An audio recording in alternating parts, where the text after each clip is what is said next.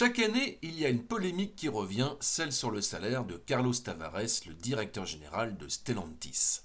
Pour la première fois, des agences spécialisées ont cherché à dissuader les actionnaires de valider la rémunération du dirigeant d'origine portugaise. Peine perdue, elle a été approuvée à 70%.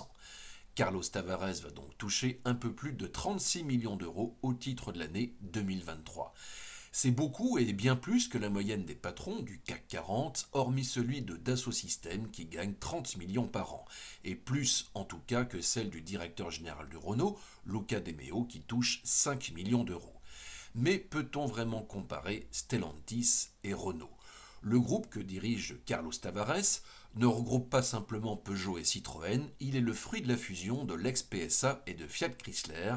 C'est un mastodonte de 14 marques avec des griffes mythiques comme Alfa Romeo et Maserati et surtout une présence globale notamment aux États-Unis.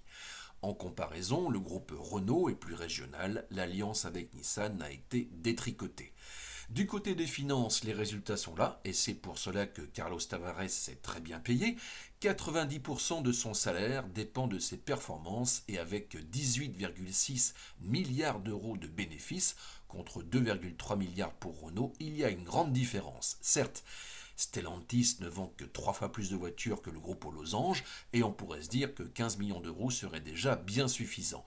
Mais le patron du groupe explique qu'il a un contrat et que c'est comme pour un joueur de foot ou un pilote de Formule 1.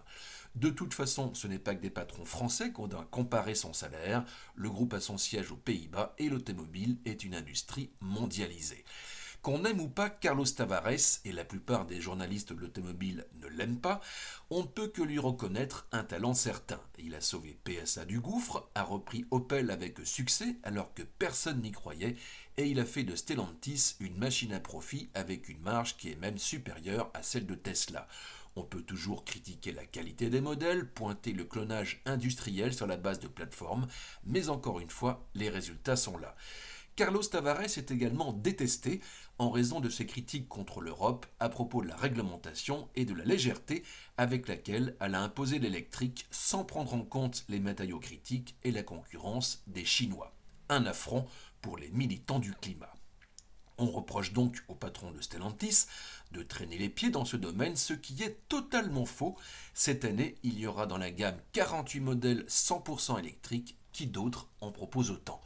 En fait, Stellantis est pragmatique, il a investi dans le lithium, dans les batteries, avec 6 gigafactories dans les tuyaux, il monte en charge sur l'électrification en fonction de la demande, jouant également sur l'hybridation et l'hydrogène, en remettant un peu de thermique quand le marché le réclame.